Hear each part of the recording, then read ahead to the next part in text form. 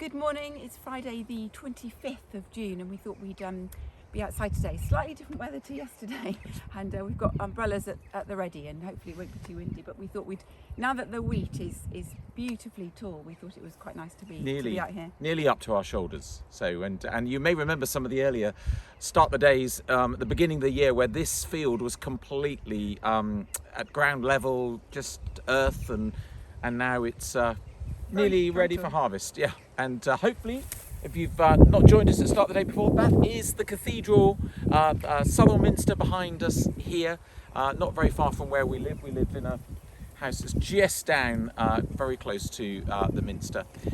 And we are reading Proverbs at the moment, Proverbs chapter 26 this morning. We're not going to read through the whole chapter, but what we will do is to read a few verses that we were drawn to when we were reading over this last night.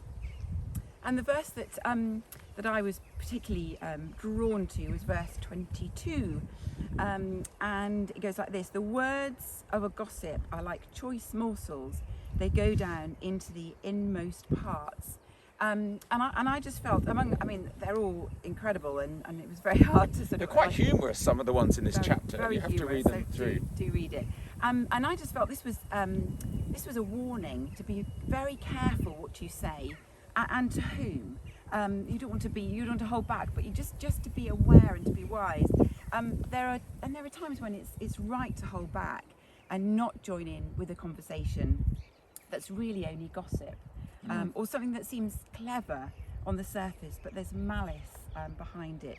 And it means being wise and discerning, whether it's a moment of speaking up or remaining quiet, or even possibly walking away from the conversation that you're being drawn into, which is possibly destructive.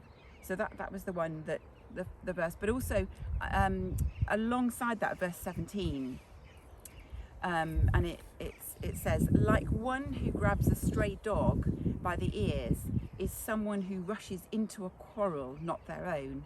Again, they're quite amusing. But I wouldn't think of grabbing a stray dog by its ears. I mean, you just kind of, but it sort of deliberately provokes the image, doesn't it? And then you goes right in for the point it's trying to make. Because to do that would be foolish. You might think, oh, what a sweet dog or whatever, but you may be running headlong into something that's not good. You don't know. Yeah. And if you're not sure in terms of conversation and people, if you're not sure and it could look unsafe, just don't go there. Don't grab that. Avoid that situation. Yeah. And there was a verse that I was particularly drawn to, which is in verse 2. And there's a link with the verses Sarah has read. Verse 2 reads, "Like a fluttering sparrow or a darting swallow, an undeserving curse does not come to rest." And well, we've seen quite a few fluttering sparrows. We've not seen so many darting swallows. And Sarah was saying not many this year. There's a bit of a challenge this year, isn't there, around the country with swallows? But the point is, again, as it creates that picture, of course, birds are forever sort of moving around and then they're gone. An undeserving curse does not come to rest, and therefore do not be anxious unduly about what you may perceive people, what they may genuinely be trying to say or to do to harm you. I mean, the word curse, of course, we often think about someone cursing in a very sort of pretty foul way with the words that they use, but actually it's a word in the Old Testament that covers a multitude of ways in which people would seek to harm another person, often with what they say, but sometimes in what they purposefully do. And what this proverb seems to be saying is that, of course, as followers of Jesus, we're meant to be people of blessing. We are meant to bless others, but we also live our lives under the blessing of God, and that blessing is like a protection. It doesn't stop bad things happening. It doesn't stop us facing real storms in our lives.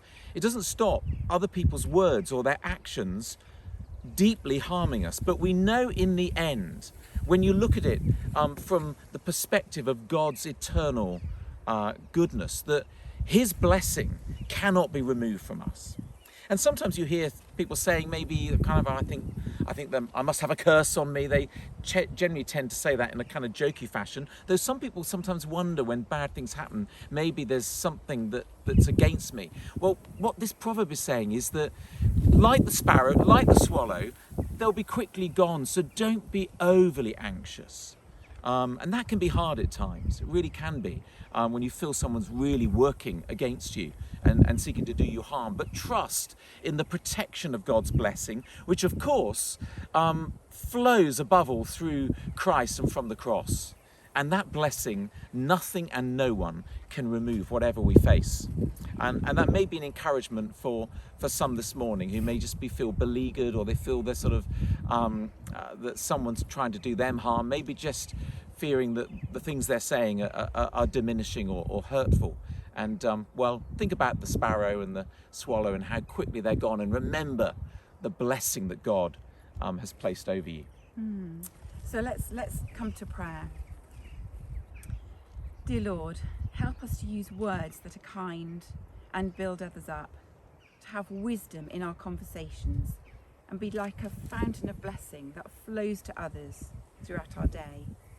Protect us from those who may wish us harm, and help us to know that your blessing over us keeps us secure, especially in difficult times. And we ask this in your precious name. Amen. Amen. Well, hopefully I'm going to be meeting some of those who've been joining us on Start the Day through today, because it's the third day of a prayer tour, which I've been conducting with Bishop Andy. We've been all across the diocese. I won't mention all the places that we've been to, but I think it will be about 25 little prayer gatherings by the end of today, by this evening. But we're heading off to East Bridgeford in a moment, and well, it'd be lovely to pray with some of you, but also whatever you're doing over this weekend, wherever you are, may you know God's blessing over you.